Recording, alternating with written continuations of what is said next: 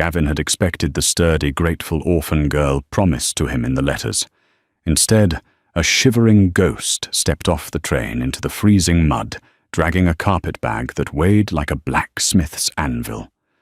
All he'd wanted was someone to salt the meat and keep the hearth stoked. He had no idea the quiet woman he'd just married was sitting on enough stolen gold to buy the entire territory, or that a posse of violent men was already 3 days behind her. The train spat a cloud of grey steam that smelled of burning coal and scorched iron. It hissed against the snowbanks lining the platform of Bitter Creek, leaving a layer of oily black grit on the pristine white. Gavin stood by the wooden depot, his hands shoved deep into the pockets of a buffalo hide coat that smelled permanently of pine pitch and old blood. He hated town. He hated the noise, the staring eyes, the cramped buildings, and most of all, he hated the stiff wool collar of the town shirt currently chafing his neck. He worked his jaw, spitting a stream of brown tobacco juice into the slush at his boots. He was here for a transaction. $50 to the agency, a letter dictated to the postmaster 3 months ago, and now a wife. He wasn't looking for love. At 38, living 6,000 feet up the mountain, love was a useless commodity. He needed a woman who could skin a rabbit boil lye soap and keep the silence from ringing so loud in his ears during the deep winter months. The few passengers disembarked, a traveling salesman in a bowler hat, 2 miners smelling of sulphur and stale whiskey, and then her, Josephine. That was the name on the paper. She looked nothing like the sturdy, broad-shouldered farm girl the agency had promised. She was small, swallowed up by a faded grey wool coat that was clearly 2 sizes too large. The hem dragged in the mud. Her face was pale, pinched by the biting wind, and her hair tucked under a plain brown bonnet was the colour of wet straw. But it wasn't her frailty that caught Gavin's eye. It was the way she moved. She wasn't looking around with the wide-eyed wonder or terror typical of city women coming west. Her eyes, a flat, muddy hazel, darted toward the shadows, scanning the depot, the alleyways, the roof lines. She looked like a fox cornered in a trap. And then there was the bag. It was a standard tapestry carpet bag, the kind any traveler might carry. But as she gripped the leather handles and tried to heave it down the iron steps of the train car, her knuckles went stark white. The veins in her thin wrists popped. The bag hit the wooden platform with a heavy, unnatural thud that shook the floorboards beneath Gavin's boots. Clothes didn't sound like that. Books didn't sound like that. Gavin stepped forward, his heavy boots crunching in the frozen mud. He stopped 3 feet from her. The smell of train smoke clung to her, masking whatever she naturally smelled like, except for a faint, stale hint of lavender soap. Josephine. His voice was a low gravel rumble, unused to speaking more than a few words a week. She flinched. Her head snapped up and she stared at him. She took in his bearded face, the scar cutting through his left eyebrow, the sheer, imposing bulk of him. She didn't smile. She just swallowed hard. Yes. You are Mr. Miller. It wasn't a question.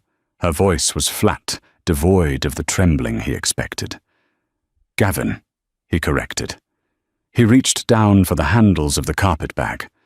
Wagons this way. We got 4 hours of daylight, and the trail gets slick when the sun drops. As his thick, calloused fingers brushed hers, she jerked the bag away with a sudden feral strength. Gavin paused, his hand suspended in the air. I can manage it, she said quickly, her breathing suddenly shallow. Gavin frowned. He looked at the bag, then at her trembling arms. Suit yourself. He turned his back on her and walked toward the buckboard wagon, hitched to a broad-chested draft horse. He didn't offer a hand to help her up into the seat. He just untied the reins. Behind him, he heard the scraping sound of the bag being dragged across the dirt, followed by a series of heavy, straining grunts, as she hauled it over the wooden lip of the wagon bed. The suspension groaned under the localized weight. Gavin climbed into the driver's seat. He glanced back. Josephine was sitting rigidly on the hard wooden bench, her arms wrapped around the carpet bag, anchoring it to her lap, despite the obvious discomfort it caused her legs. "Going to be a rough ride," he said, flicking the reins. "Put it in the back." "I prefer it here," she said, staring straight ahead at the horse's ears. Gavin clicked his tongue. "Suit yourself, city girl." The ride up the mountain was brutal. The temperature dropped 10 degrees for every hour they climbed.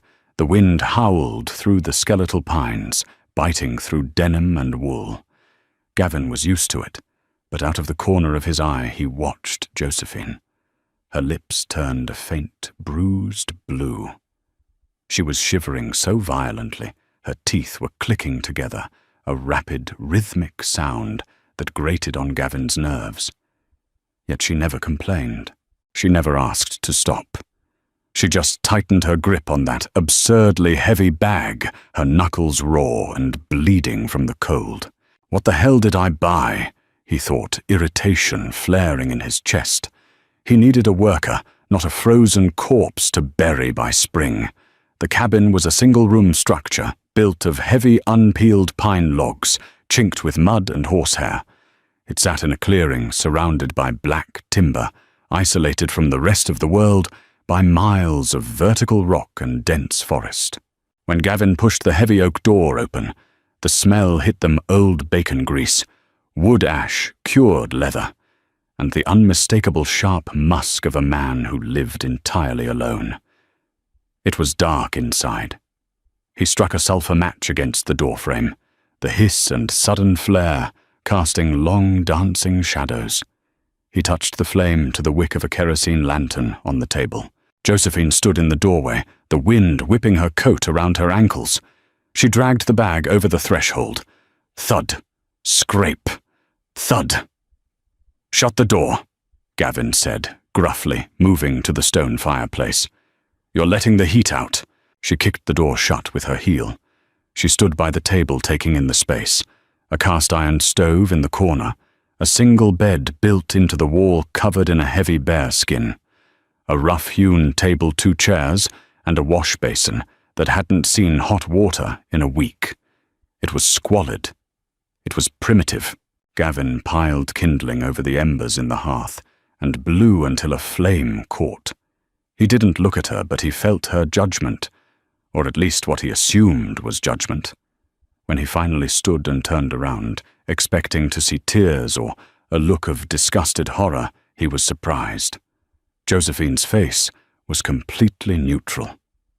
She had set the heavy bag on the floor by the table and was unwinding the scarf from her neck. "Where do I put my things?" she asked. Gavin pointed to a wooden peg on the wall. "Coat there.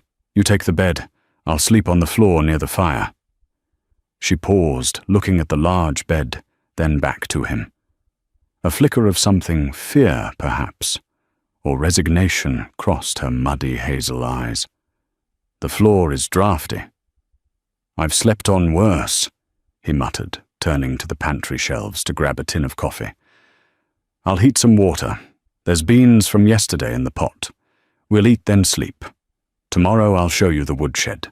For the next hour, the only sounds in the cabin were the crackle of the burning pine, the scrape of tin spoons against wooden bowls, and the howl of the wind outside. The beans were cold and congealed with pork fat, but Josephine ate them with a mechanical, desperate efficiency. She scraped the bowl clean. Starvation left a specific mark on a person Gavin knew. He recognized the way she ate like a stray dog that expected the food to be snatched away at any second. When they finished, Gavin went outside to relieve himself in the freezing dark. When he came back inside, Josephine was sitting on the edge of the bed, still in her day dress. The carpet bag was shoved entirely underneath the bed frame, directly beneath where she would sleep. He frowned. The irritation he'd felt on the wagon returned. "You plan on sleeping in your boots, Josephine?" She stiffened. "Sadie." just Sadie. "All right, Sadie. Boots off. It tracks mud into the blankets." She bent down, her fingers stiff and clumsy, struggling with the leather laces. Gavin stood there for a moment, watching her. There was a sudden irrational urge in his chest to kneel and do it for her, to thaw her hands. He killed the impulse instantly. He wasn't a gentleman, and she wasn't a lady of leisure. "I ain't going to touch your bag," he said suddenly, his voice harsher than he intended. Sadie's head snapped up. "I don't know what you got in there." Gavin continued, stepping toward the fireplace and pulling off his own boots. Family heirlooms, rocks, a collection of cast-iron pans. I don't care. But out here, nobody's going to rob you. The nearest thief is 40 miles down the mountain, and he'd freeze to death trying to get up here. Sadie didn't argue. She finally wrestled her boots off and set them neatly by the bed. "It's just everything I have left," she said quietly. Gavin grunted, spreading a heavy wool blanket on the floorboards by the hearth. "Well, keep it under the bed then. Blow out the lamp when you're ready." He laid down, turning his back to the room. The floor was hard, the draft from under the door biting at his spine despite the fire. A moment later, the cabin plunged into darkness as the lantern was blown out. Gavin closed his eyes, listening. He heard the rustle of the bearskin blanket. Then a scraping sound. He opened his eyes in the dark. She was moving the bag, sliding it out from under the bed, lifting it with a soft, strained grunt, and placing it directly on the mattress next to her. Gavin's jaw tightened. Whatever it is, he thought, she trusts it more than me. A week passed. The reality of the mountain ground them both down into a rigid, silent routine. Gavin woke before dawn, chopped wood, checked his trap lines, and maintained the property. Sadie stayed in the cabin. She was trying. He had to give her that. She didn't complain about the cold, the isolation, or the monotonous diet of elk meat and beans. But she was woefully incompetent. She burned the bread. She used too much lye in the wash water, stinging her own hands red and raw. When she tried to sweep the ash from the hearth, she managed to cover the entire room in a fine grey dust. Gavin watched her struggle with a mixture of annoyance and grim fascination. He had wanted a partner. He had gotten a liability. He found himself spending more time out in the freezing woods just to avoid the awkward tension inside the cabin. On the 8th day, the sky turned a bruised, ominous purple. A blizzard was coming. Gavin needed more split wood for the stove. He was out back by the chopping block, the rhythmic thwack of the axe, splitting frozen pine echoing off the mountainside. He heard the cabin door creak open. Sadie stepped out, carrying an empty canvas sling. She was shivering, her breath pluming in the icy air. She bent to pick up the split logs, loading them into the sling. "Go back inside," Gavin grunted, bringing the axe down. "Crack. I'll carry it." "I can do it," she said, her voice tight. She grabbed a large, jagged piece of pine. "I said leave it." Gavin snapped, stepping toward her. Startled by his tone, she jerked back. The rough, splintered edge of the frozen wood caught the fleshy part of her palm. She dropped the log with a sharp hiss of pain, clutching her hand against her stomach. Gavin dropped the axe. He strode over, grabbing her wrist before she could pull away. "Let me see," he demanded. She resisted for a second, then went limp. He pried her fingers open. A deep, ugly gash ran across her palm, welling thick red blood that instantly began to freeze in the frigid air. "Damn it," Gavin muttered. He didn't mean it as an insult to her, just frustration at the situation, but he saw her flinch as if he'd struck her. He sighed the anger, leaving him in a long, white cloud of breath. "Come on. Inside." He practically dragged her into the cabin. He forced her to sit at the table while he went to the cabinet for iodine, a needle, and clean rags. He pulled his chair up opposite hers. He took her hand again.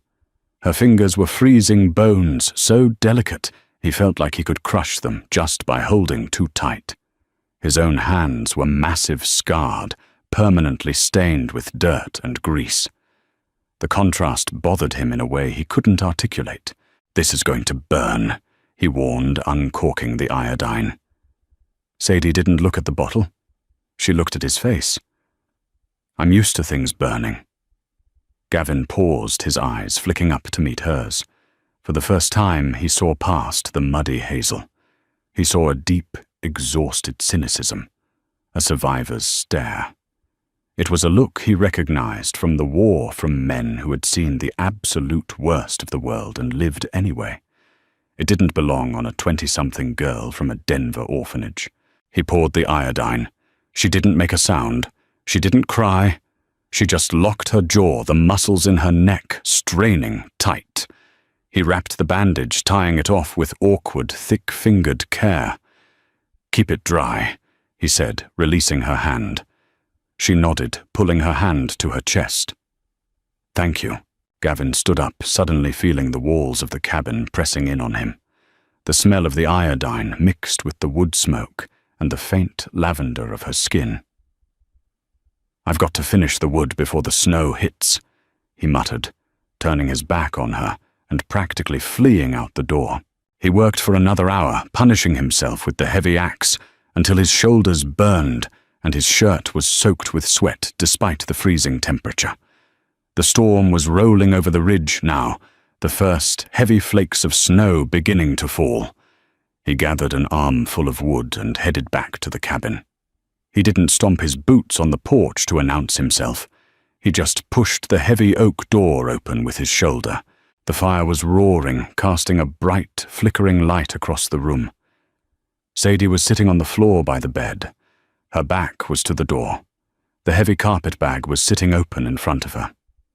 Gavin froze in the doorway, a gust of snowy wind blowing past him into the room.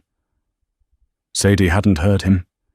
She was holding a rag, carefully wiping something down. The firelight caught the object in her hands, reflecting a dull, unmistakable heavy yellow gleam. Gavin didn't breathe. His eyes darted to the bag. It wasn't full of clothes or rocks. It was stacked edge to edge with solid stamped bullion. Gold bars, United States Assay Office marks stamped deeply into the metal. He had spent enough time in mining camps to know the weight of it. That bag held 50, maybe 60 pounds of solid gold, tens of thousands of dollars. More money than Gavin could earn in 10 lifetimes of trapping and hunting. Sadie shifted the sound of metal clinking heavily against metal as she set the bar back into the bag. Gavin's mind raced. He felt a cold dread settle in his gut that had nothing to do with the winter wind. Orphans didn't have gold bullion. Honest women didn't drag heavy carpets bags into the wilderness and sleep with them like infants. Gold like that came from banks or payroll trains or stagecoaches, and gold like that always left a trail of blood behind it. He slowly, silently pulled the cabin door shut from the outside, standing on the freezing porch as the snow began to swirl around him. He looked down the mountain trail, half expecting to see a posse or a gang of cutthroats riding up through the timber. He rubbed his jaw, feeling the harsh stubble, his heart pounding a slow, heavy rhythm. He had ordered a wife to make his life simpler. Instead, he had just invited the devil into his home. Gavin stood on the freezing porch for a long time. The snow fell in heavy, wet clumps, hissing softly against the hot iron of the stovepipe protruding from the roof. He let the cold bite into his skin, let it numb the sudden, violent hammering in his chest. Gold. It wasn't just wealth, it was a death sentence. Out here, a man would slit a throat for a warm pair of boots. For 50 pounds of assay-stamped bullion, they would burn the whole mountain down. He brushed the snow from his shoulders, his hands shaking slightly, not from the chill, but from a dark, rising anger. He had wanted a simple transaction. a woman to share the labor. Now he was harboring a fugitive or a thief or worse. He gripped the iron latch of the door. He considered for one ugly second, walking in, taking the rifle from over the mantel, and marching her back down the mountain at gunpoint. But the snow was already ankle-deep. By nightfall it would be waist-deep. Nobody was leaving this ridge for days. He pushed the door open. Sadie was sitting by the fire, her wounded hand cradled against her stomach. The carpet-bag was gone, vanished back into the dark recess beneath the heavy pine bed frame. She looked up as he entered her face, pale, the flickering firelight casting deep, exhausted shadows under her eyes. "It's setting in heavy," Gavin said. His voice sounded remarkably steady to his own ears. "I heard the wind," she replied quietly.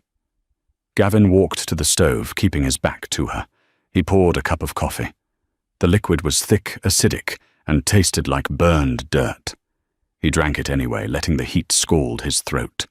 He watched her reflection in the dark, grease-stained window pane above the wash basin.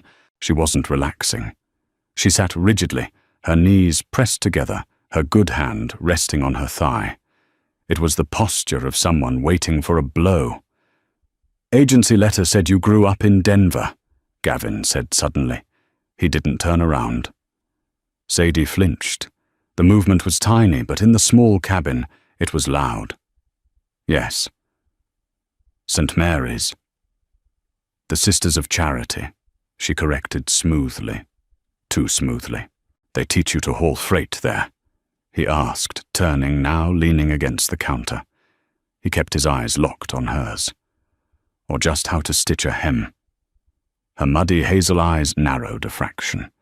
The vulnerability he had seen earlier when he bandaged her hand was gone, replaced by a flat, impenetrable wall. "They taught us to work hard, Mr. Miller, to earn our keep." "Right." Gavin set the tin cup down. Clack. "Let me see the hand." She hesitated, pulling it closer to her chest. "It's fine." "Don't be stupid," he grunted, crossing the small room. He pulled up the wooden chair and sat directly in front of her. "Infection sets in up here. You lose the arm. Or you die.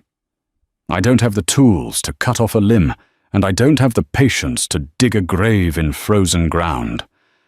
It was a harsh thing to say. He wanted to be harsh.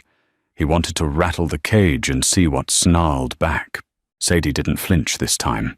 She just extended her hand. Gavin unspooled the bandage. The bleeding had stopped, but the flesh around the jagged cut was angry tight and hot to the touch. He ran his thumb over the back of her hand. Her skin was rough, calloused in strange places. Not the tips of the fingers from needles and thread, but the palms, the webbing between the thumb and forefinger. Calluses from gripping heavy things. Reins, pickaxes, or gun grips.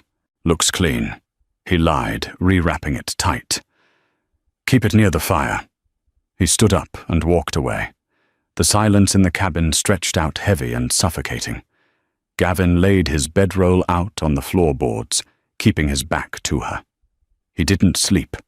He listened to the wind scream against the logs, sounding like a gut-shot animal, and he listened to the rhythm of her breathing in the bed behind him. He waited for the scrape of the bag. He waited for her to check on her God.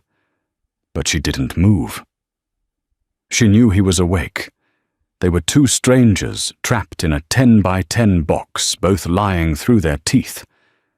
The blizzard didn't break. It raged for 3 days, burying the world in blinding, suffocating white.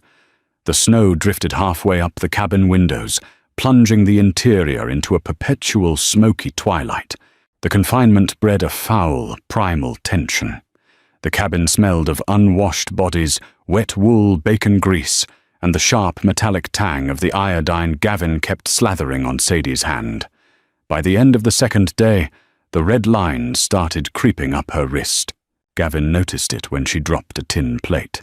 It clattered against the floorboards, scattering cold beans. Sadie swayed, catching herself on the edge of the heavy table. Her face was flushed slick with a greasy sweat, and her breathing was shallow. "Sit down," Gavin commanded, abandoning his own mending by the fire. She tried to kneel to pick up the beans. "I can clean it." I said, "Sit." He grabbed her by the shoulders. She felt terrifyingly frail through the thick wool of her dress. She was burning up. The heat radiated off her skin. He forced her into the chair and unwrapped the bandage. The wound was weeping a foul, yellowish pus. The infection had taken root deep in the tissue. "Damn it," Gavin hissed. He looked around the cabin. "I have to lance it. Draw the poison out." Sadie looked at her hand as if it belonged to someone else.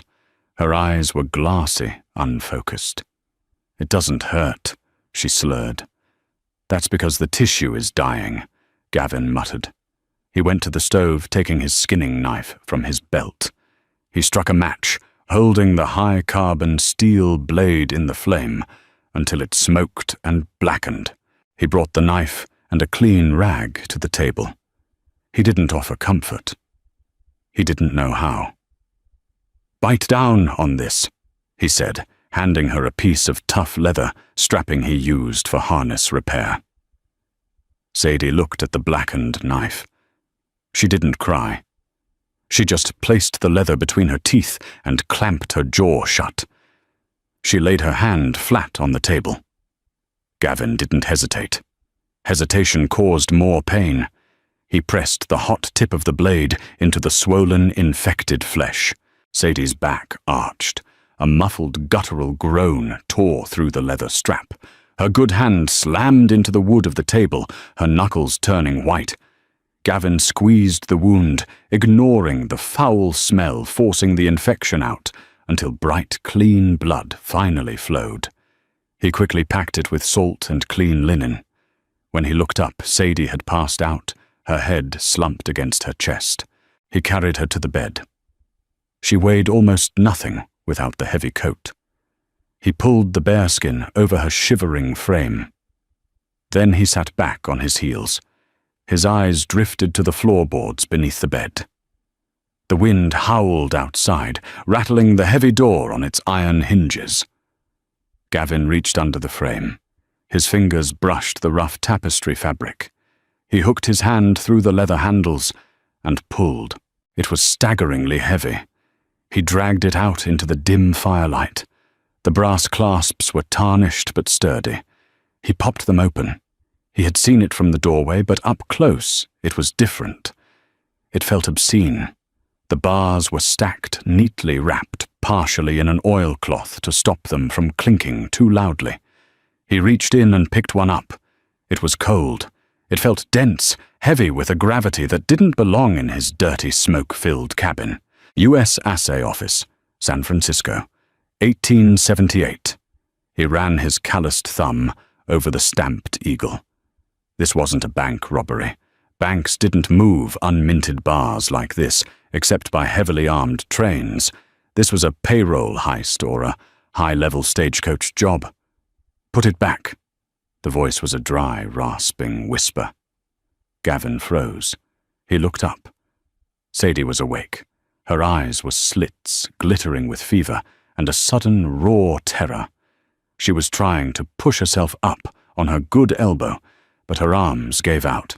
Gavin didn't drop the gold. He held the bar up in the firelight. £50, Sadie," he said, his voice a low, dangerous rumble. "Give or take. A man working the mines down in Leadville makes $3 a day. He'd have to swing a pick for 50 years to earn what you're using for a pillow." She stared at him, her chest heaving. "It's mine. Like hell it is," Gavin snapped, dropping the heavy bar back into the bag. The metallic thud was deafening in the small room. He kicked the bag away from the bed. "Who did you steal it from? Or who did your man steal it from?" "There is no man." She spat, a sudden viciousness cutting through her fever. "It was just me. And I didn't steal it. I took it back." Gavin scoffed a harsh, humorless sound. He stood up, pacing toward the fire. "Took it back. From who? The United States government?" Sadie closed her eyes, her head falling back against the mattress. The defiance drained out of her, leaving only the exhaustion. From the men who killed my father. Gavin stopped pacing. He stared at her back. His name was Elias Vance. She whispered, her voice barely carrying over the crackle of the burning pine. He owned a freight company out of Denver. He moved this for a mining syndicate. 3 men hit the wagon. They shot him in the stomach, left him to bleed out in the dirt. She opened her eyes and looked at the ceiling. They hid the gold in a relay station down in Pueblo while the heat died down. I found the station before they came back for it. I took it. And you bought a train ticket and an orphanage registry. Gavin finished for her, the pieces clicking together with a grim inevitability. You hid in plain sight, bought yourself a mountain man who wouldn't ask questions. I needed a place where they wouldn't look, she said. Her voice broke just a little. It was the first truly human sound he had heard from her since she stepped off the train. I just wanted to disappear. Gavin stared at the fire. The flames chewed through the pine, spitting sap. He didn't feel pity. Pity was useless. He felt a deep, overwhelming exhaustion. There, look, Gavin said quietly. Men missing this kind of weight don't stop looking. He walked over, kicked the bag back under her bed, and went to sit by the fire. Neither of them spoke for the rest of the night. On the morning of the 4th day, the wind finally died. The silence that followed was absolute, heavy and ringing in Gavin's ears. He pushed the front door open, fighting the waist-high drift that had piled against the wood. The cold was shocking. It hit the lungs like swallowed glass. The sky was a hard, brilliant, cloudless blue, and the glare of the morning sun off the unbroken snow was blinding. Gavin strapped on his snowshoes. He needed meat and he needed to check the perimeter. Don't build up the fire, he told Sadie before he left. She was sitting up her hand, wrapped tightly, the fever broken, but leaving her pale and hollowed out. Smoke Draw's eyes. She nodded. She didn't ask where he was going. Gavin hiked down the ridge, the snowshoes squeaking sharply in the bitter cold. The pines were bowed under the weight of the snow, occasionally dumping heavy loads of white powder into the stillness. He moved silently, his Winchester rifle resting easily in the crook of his arm. He didn't find any tracks on his trapline. The animals had bunkered down. He decided to swing wide, following the natural cut of the valley that led back toward the main trail down to Bitter Creek. It was a treacherous route choked with deadfall. An hour in the smell hit him. Wood smoke. Not the clean, sharp smell of his own chimney, but the stale, acrid scent of a fire that had burned wet wood and died out recently. Gavin dropped to a crouch, instantly merging with the shadow of a massive spruce. He pulled the lever of the Winchester down 1/2 inch, checking the brass casing in the chamber. He pushed it back up. Click. He moved forward slower now, placing each step with deliberate care. In a small hollow, sheltered by a rock overhang, he found it. A campsite. It had been established before the worst of the blizzard hit, but the men had clearly struggled to keep it alive. The snow around the overhang was trampled yellowed and littered with debris. Gavin stepped into the hollow. There were 3 distinct sets of boot prints. Deep, heavy strides, spurs dragging in the snow. He nudged a frozen lump with the toe of his boot. It was a coffee tin. Nearby, half buried in the drift, was a horse. It was dead frozen solid, an ugly bullet hole between its eyes. They had shot it when it couldn't walk anymore. Gavin's jaw ticked. Men didn't push horses to death in a blizzard unless they were running from a rope or chasing a fortune. He knelt by the dead fire pit. He brushed away a layer of snow and found a crumpled piece of paper, stiff with frost. He smoothed it out with a gloved hand. It was a telegraph slip dated 4 days ago. Denver agency confirms woman sent to Bitter Creek. Ticket punched Miller claim. They knew. They hadn't just followed a rumor, They had tracked her paperwork. They had paid off the agency or beaten the information out of the postmaster. Gavin stood up, his blood running cold despite the heavy buffalo coat. They had survived the storm. The tracks leading away from the camp were fresh. They were heading up the ridge, toward the cabin. He turned and broke into a heavy, labored run. The snowshoes kicked up clouds of white powder. His lungs burned the frigid air, tearing at his throat. He cursed his own stupidity. He cursed the gold. Most of all, he cursed the letter he had sent 3 months ago, asking for a wife. It took him 40 minutes to reach the clearing. The cabin sat silently in the snow, a thin wisp of smoke curling from the chimney despite his warning. He didn't slow down. He hit the porch, unlatching his snowshoes with vicious kicks, and threw the heavy oak door open. Sadie was at the stove, stirring a pot of melted snow. She jumped at the sudden violence of his entry, dropping the wooden spoon. Gavin didn't say a word. He crossed the room in 3 massive strides, grabbed the edge of the heavy mattress, and flipped it entirely over. "Gavin!" Sadie shouted, stumbling backward. He ignored her. He grabbed the carpetbag by the handles, hauling it up with a grunt of exertion. He hauled it to the heavy oak table and slammed it down. The wood groaned under the impact. The brass clasps popped open under the force. He turned to her. His chest was heaving, his beard coated in frozen condensation from his breath. His eyes were wild, stripped of their usual stoic calm. 3 men, he rasped, his voice harsh and ugly. Down in the hollow. They shot their horse to survive the freeze. Sadie's face drained of whatever color it had left. She stared at him, her lips parting, but no sound came out. Gavin reached into his pocket and threw the crumpled telegraph slip onto the table right next to the open bag of gold. "They know you're here. They know my name." He stepped toward her, his physical bulk suddenly overwhelming in the small space. He pointed a thick, calloused finger at the gold. "They didn't come to negotiate, Sadie. They came to butcher whoever is standing between them and that bag." She looked down at the paper. Her good hand began to tremble, a fine, rapid vibration. "How far?" she whispered. "An hour. Maybe less." Gavin turned away from her, walking to the mantel. He grabbed a box of heavy .44-40 cartridges. He began shoving them into his coat pockets, the brass clinking loudly in the tense silence. "Take it," Sadie said suddenly. Gavin stopped. He looked over his shoulder. She was standing by the table, staring at the dull yellow bricks. "Take the bag. Leave me here. If they find me, they might stop looking for it." Gavin stared at her. He looked for the lie. He looked for the manipulation. But all he saw was a profound, hollow exhaustion.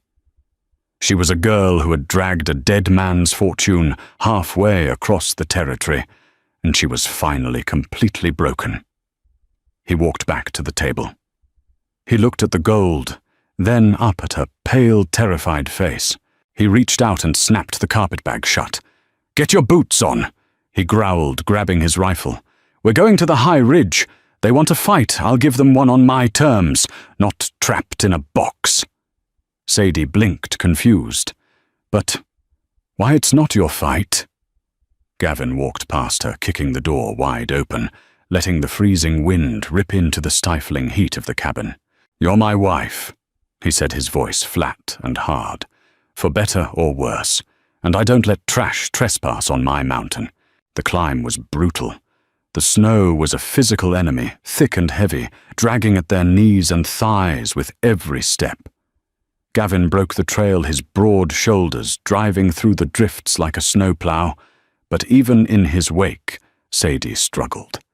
She had no snowshoes. She was wearing a heavy wool coat, but the fever had drained her reserves. Her breath came in short, ragged gasps that plumed white in the stinging air. Gavin didn't stop to check on her. He couldn't afford to. He kept his eyes on the tree line, his ears straining past the squeak of compacted snow and the howling rush of wind through the upper branches. They reached a jagged outcropping of granite that hung over the valley floor about 200 yards above the cabin. It offered a clear line of sight down to the clearing, shielded by a dense thicket of blue spruce. The rocks were coated in a thick shell of ice. Gavin dropped to his knees, ignoring the agonizing bite of the cold seeping through his denim trousers. He pulled off his thick outer mittens with his teeth, leaving only thin, grease-stained wool liners on his hands. He needed to feel the trigger. He racked the lever of the Winchester, the mechanical clack-clack, sounding obscenely loud in the frozen silence. "Get down!" he ordered, his voice a harsh rasp. "Behind that slab. Don't look over the edge. Don't move unless I tell you." Sadie collapsed behind the designated rock. She pulled her knees to her chest, curling into a tight, shivering ball. Her bandaged hand was tucked under her armpit, throbbing with a dull, rhythmic ache that kept time with her racing heart. She closed her eyes, the world spinning in a nauseating cycle of fever and terror. Gavin laid the barrel of the rifle across the icy ridge of the rock. He waited. The cold began to alter him. It was a familiar process. First the sharp pain in the extremities, then the dull ache, and finally the dangerous floating numbness. He focused on the cabin. The thin trail of smoke from the chimney was a beacon. 10 minutes passed. Then movement. They emerged from the tree line like starved wolves. 3 men. They didn't look like professional gunmen. They looked like walking corpses. Their coats were stiff with frost, their faces wrapped in dirty rags. The man in the lead, a tall, gaunt figure, dragging a repeating rifle, pointed a gloved hand at the cabin. Gavin's jaw tightened. He recognized the desperate slouch of men pushed to the absolute edge. They wouldn't shout a warning. They wouldn't ask for a parley. They were freezing, and the cabin meant fire food and the gold. The 3 men fanned out their movements, sluggish but deliberate. They approached the porch. The tall man kicked the door. It swung open, hitting the interior wall with a faint, hollow thud that carried up the ridge. They rushed in.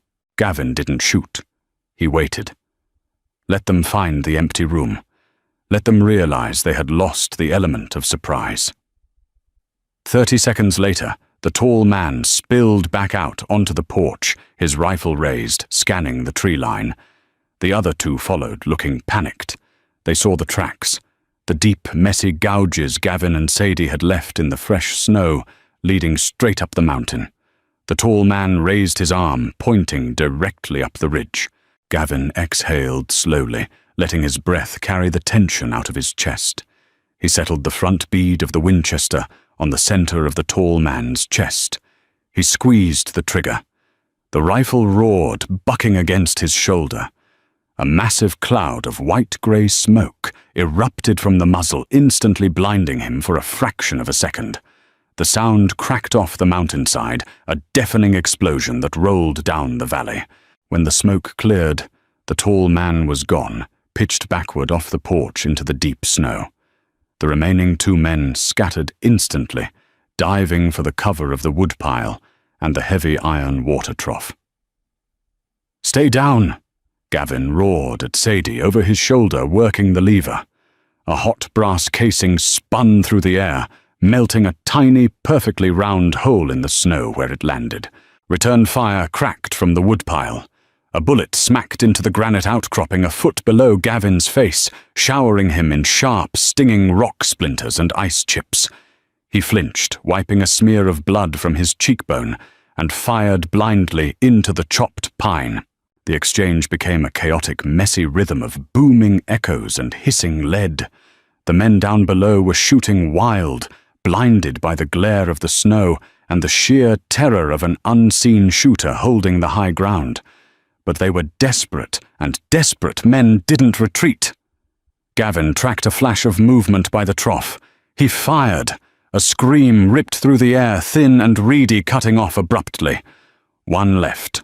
Gavin paused, his finger resting lightly on the trigger guard. The silence rushed back in, heavy and ringing. He scanned the clearing. The woodpile, The porch, the outhouse, nothing. A faint crunch of snow behind him. Gavin's blood turned to ice. He had been so focused on the clearing he had forgotten the basic geometry of the ridge. A man could circle up the back draw if he was fast and willing to crawl through the brush. He spun around, bringing the heavy rifle up. A man was standing 10 feet away, covered in snow, panting violently. He looked feral, his eyes wide and bloodshot above a frozen bandana. He was leveling a heavy Colt revolver directly at Gavin's chest. Everything slowed down. Gavin saw the hammer of the revolver falling. He threw his weight to the side. The gun fired. A sledgehammer hit Gavin in the left side. The force spun him completely around, knocking the Winchester from his grip. He hit the snow hard, his vision flashing white. He tasted copper and bile. The pain hadn't registered yet, just a terrifying, breathless shock. The man stepped forward, cocking the revolver again. His hands were shaking so badly he could barely hold the heavy gun straight. He looked down at Gavin, coughing a wet, ragged hack. "Where's the bag?" he wheezed. Gavin tried to reach for the skinning knife on his belt, but his left arm wouldn't obey. His fingers scrabbled uselessly against the snow. Suddenly, a blur of grey wool launched out from behind the rock. Sadie didn't scream. She didn't yell a battle cry. She simply threw her entire body weight at the man's knees. The collision was clumsy and desperate. The man, already exhausted and off balance, toppled backward with a startled grunt. The Colt fired wildly into the sky. Sadie scrambled over him like a feral cat. She wasn't fighting like a soldier. She was fighting like someone who had been cornered in alleys and beaten in dark rooms. She clawed at his face, her bandaged hand smearing yellowish blood and pus across his eyes. The man roared in panic, trying to strike her with the barrel of the gun. The heavy iron cracked against her collarbone. Sadie gasped. The air knocked from her lungs, but she didn't let go. She shoved her thumb directly into his eye socket. He screamed a raw, horrific sound and dropped the gun to claw at her hand. Gavin forced himself up onto his knees. The world tilted violently. He drew his skinning knife with his right hand. He lunged forward, closing the distance in 2 agonizing strides. He grabbed the man by the collar of his coat, hauling him backward off Sadie. Gavin didn't hesitate. He drove the blackened carbon steel blade deep into the side of the man's neck, just below the jawline. He twisted and pulled. A hot arterial spray coated the pristine snow in a stark, shocking crimson. The man stiffened his hands, flying to his throat. He made a wet, gurgling sound, his eyes wide with a sudden, terrible clarity. Then his knees buckled. He collapsed onto the ice, twitching violently for a few seconds before going entirely still. The silence fell again. Sadie was on her hands and knees in the snow, staring at the body. Her chest was heaving. Her face was smeared with dirt sweat and the dead man's blood. She looked up at Gavin. Gavin stood over the corpse, the bloody knife hanging loosely in his hand. He looked down at his left side. His heavy buffalo coat was torn, the thick wool and leather soaked in a dark, rapidly spreading stain. "Well," Gavin grated his voice tight with sudden, overwhelming agony. "That's 3. His eyes rolled back, and he collapsed face first into the snow. The journey down the ridge was a nightmare, measured in inches. Sadie didn't know how she did it. She dragged him. Gavin weighed over 200 pounds, dead weight, entirely unresponsive. She hauled him by the collar of his heavy coat, her boots slipping in the bloody snow, her torn collarbone screaming with every lurch. She cried, but she didn't make a sound. The tears just froze on her cheeks, creating stinging, tight tracks of ice. She bypassed the 2 bodies in the clearing. She couldn't look at them. She dragged Gavin up the wooden steps of the porch, her boots slipping on the slick wood. She shoved the door open with her shoulder and hauled him over the threshold, kicking the door shut against the howling wind. The cabin was freezing. The fire had died down to embers. Sadie dropped Gavin's collar. She collapsed onto the floor beside him, her lungs burning her head, swimming in a haze of fever and sheer physical collapse. She wanted to sleep. She wanted to close her eyes and let the cold take her. But the thick, coppery smell of blood was filling the small room. She forced herself up. She stumbled to the stove, throwing 3 logs onto the embers and blowing on them until the flames caught. She grabbed the bucket of snow she had been melting earlier and set it on the iron top. She knelt beside Gavin. He was pale, his lips carrying a faint blue tinge beneath his beard. His breathing was shallow and wet. She pulled her own knife from her pocket, a small, cheap folding blade she used for cutting twine, and sliced open the side of his coat. She peeled back the heavy layers of wool and denim. The bullet had hit him in the fleshy part of the side, grazing the ribs. It was an ugly, ragged trench of torn meat. Blood was pooling beneath him, soaking into the wooden floorboards. "Gavin!" She slapped his cheek. "Wake up!"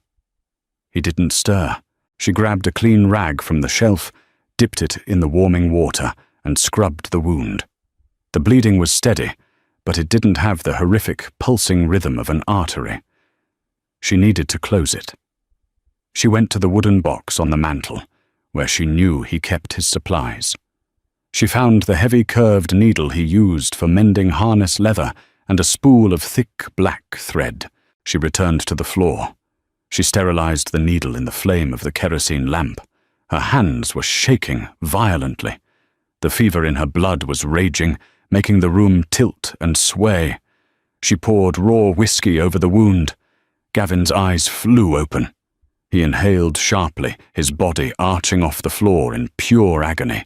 His massive hand lashed out, grabbing her wrist with a crushing grip. "Don't!"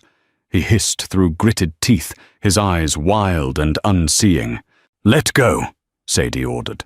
Her voice was flat, devoid of the panic she felt. She stared down at him, her hazel eyes completely hard. "You stitched me, now I stitch you. Let go." Gavin blinked. The wildness faded from his eyes, replaced by a dull, glassy pain. He looked at her, at the bloody needle in her hand, at the smears of blood on her face. Slowly his grip loosened. His hand fell back to the floorboards. "Make it tight," he ground out, turning his head away and biting down on the sleeve of his own coat. Sadie began to sew. It was brutal physical work. The skin was thick, the muscle resistant. She had to force the heavy needle through the flesh, pulling the thick, black thread, tight-tying crude, heavy knots. Gavin groaned a low animal sound deep in his chest, his knuckles turning stark white as he gripped the floorboards. She put 8 stitches into his side. When she finished, she smeared the wound with a heavy layer of pine pitch salve from a jar on his shelf and bound it tight with strips torn from a clean linen shirt. When it was over, she fell back against the leg of the table, her hands coated in his blood.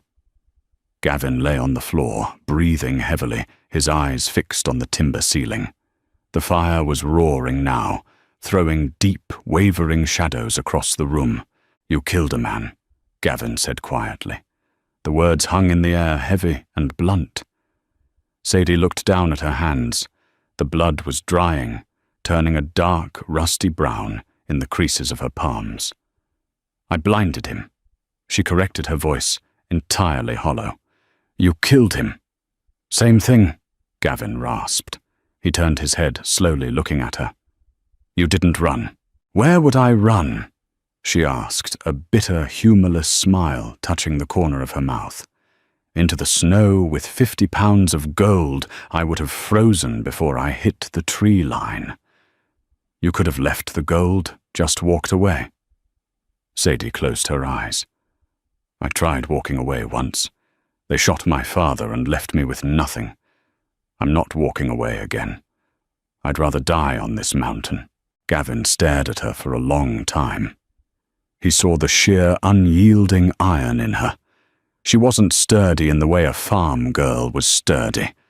She was sturdy in the way a rusted piece of steel in a collapsed mine shaft was sturdy. She had been bent, crushed, and left in the dark, but she hadn't broken. "The bag!" Gavin grunted, wincing as a spasm of pain shot through his side. Sadie's eyes snapped open. She looked instantly defensive. "What about it?" "Pull it out." She hesitated, then pushed herself up on trembling legs. She walked to the bed, reached underneath, and dragged the heavy carpet bag out. She pulled it across the floorboards, leaving a faint trail of dust, and stopped a few feet from where Gavin lay. "Open it," he commanded. She popped the brass clasps, the dull yellow gleam reflected in the firelight. It looked absurd sitting on the blood-stained floor of a primitive cabin. £50, Gavin muttered, staring at the bullion. Enough to buy a hotel in San Francisco, enough to hire an army. He looked up at her. "They won't be the last. You know that. Men like that, they travel in packs. They leave letters. They talk in saloons. Someone else will come looking." "I know," Sadie whispered. "So what's the plan, city girl?" he asked, his voice rough. "You going to sit in this cabin for the rest of your life, sleeping on a pile of gold you can't spend, waiting for the next bullet to come through the window?" Sadie stared at the gold. The fever made her head pound, but beneath the sickness, a cold, hard clarity was forming. "No," she said. "I can't spend it. Not like this. It has assay marks. It's traceable." She looked at Gavin. "But you know the territory. You know the assayers in Leadville. The men who asked questions and the men who don't." Gavin closed his eyes, letting out a long, slow breath. His side burned like a branding iron. He was tired. He was bleeding. He had 3 corpses lying in his front yard. He opened his eyes and met her gaze. 50-50, he said flatly. Sadie blinked. "What? If I'm laundering stolen bullion, making trips down to Leadville, dealing with blind assayers, and smelting it down into untraceable nuggets, I'm taking half." He didn't smile. He wasn't joking. Sadie looked at the scarred, bleeding giant of a man lying on her floor. He wasn't a hero. He was a survivor.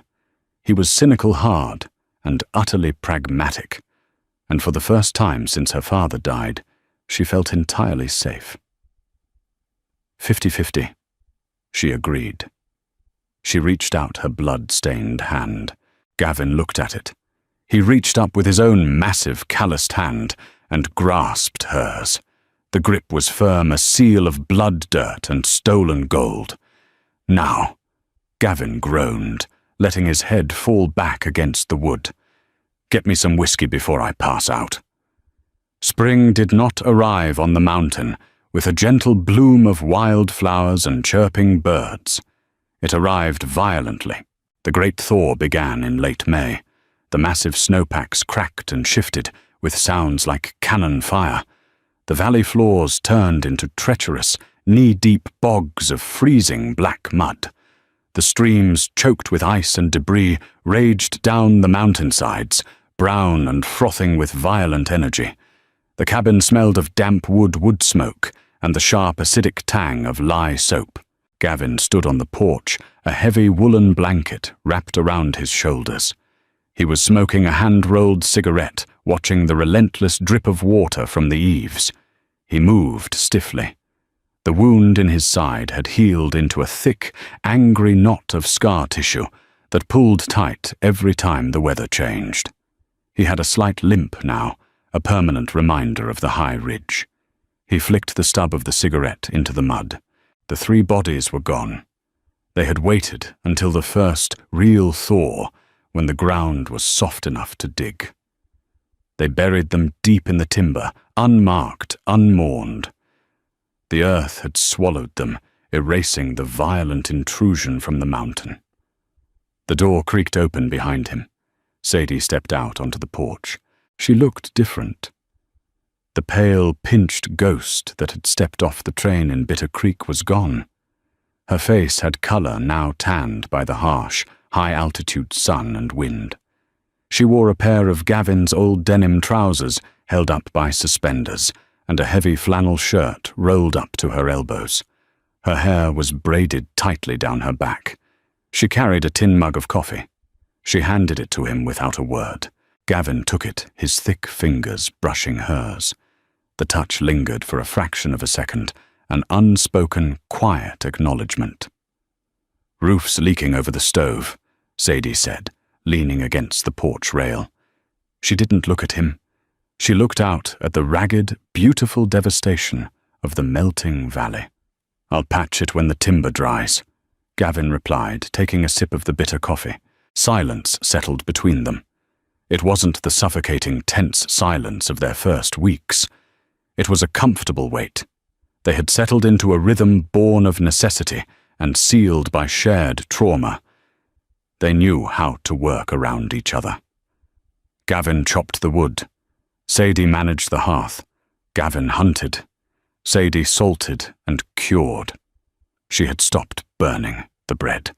"I melted down the last 4 bars yesterday," Gavin said quietly, keeping his voice low, even though there wasn't a soul within 10 miles. Sadie turned her head. "Are the molds clean?" "Rough, like we wanted. They look like raw placer nuggets now. No stamps, no history." He took another sip of coffee. "I'm heading down to Leadville next week. Found a buyer, a banker who likes to keep private reserves off the ledger. He'll pay 70 cents on the dollar." Sadie nodded slowly. 70 cents on 50 pounds of gold was still a staggering fortune. "What do we do with it?" It was the first time she had used the word "we" when talking about the money. Gavin looked at her. He saw the sharp angle of her jaw, the muddy hazel eyes that no longer darted around in fear, but met his with a steady, unblinking challenge. "We don't buy a mansion in Denver, if that's what you're asking," Gavin grunted. "Draws too much attention. We keep living. We buy more land around the ridge, put the claim in a blind trust, buy some cattle for the lower valley. We make this place ours, legal and tight, so nobody can ever push us off." Sadie looked out at the mud, the rotting snow, the skeletal pines reaching up toward the grey sky. It was the ugliest, most hostile piece of earth she had ever seen. And it was hers. "I want a better stove," she said suddenly. "A cast-iron monarch, with a proper baking oven, and a copper bathtub." Gavin snorted a low rumbling sound that was the closest he ever came to a laugh. "A copper bathtub? You're going to make me haul a copper bathtub 6,000 feet up a mountain in a buckboard?" "Yes," Sadie said, turning to face him fully. A genuine small smile touched her lips. "I am. We have the money, and I'm tired of washing in a tin basin." Gavin looked at her smile. It shifted something heavy and rusted in his chest. He realized with a quiet sort of resignation that he would haul a cast-iron stove and a copper tub up the mountain if she asked. He would probably haul the whole damn town up the ridge if she wanted it. He didn't love her in the way poets wrote about. He didn't know how to do that. He loved her in the way a man loves the earth, that feeds him the rifle that protects him, the fire that keeps him from freezing in the dark. It was a brutal, pragmatic, undeniable bond. "Fine," Gavin muttered, looking back out at the melting snow to hide the softening in his eyes. "A stove and a tub. But you're hauling your own hot water." "Deal," she said softly. She stepped closer to him, the heavy wool of her sleeve brushing against his coat. She didn't lean into him, and he didn't wrap an arm around her. They just stood there, shoulder to shoulder, two battered, cynical people watching the world turn to mud. The gold was hidden beneath the floorboards, melted and reshaped its bloody history, burned away in the forge. The men who had hunted her were rotting beneath the pines. The winter was finally over. Gavin finished his coffee, tossing the dregs over the railing. He turned to her. "Come on," he said, his voice dropping to that low, gravelly rumble. "Let's go inside. Fire's getting low." Sadie held his gaze for a moment. She saw the scarred eyebrow, the greying beard, the sheer imposing bulk of the man who had bought her sight unseen and who had bled on her floor to keep her alive. "All right," she said. They walked back into the cabin, shutting the heavy oak door against the damp wind, locking the vast, wild world outside, and leaving the silence of the mountain to the melting snow. The thaw has come to Bitter Creek, but out here, peace is always paid for in blood. Gavin and Sadie didn't find a fairy tale. They forged something stronger in the freezing mud, a partnership built on absolute trust and 50 pounds of melted gold. If this gritty, unapologetic Western romance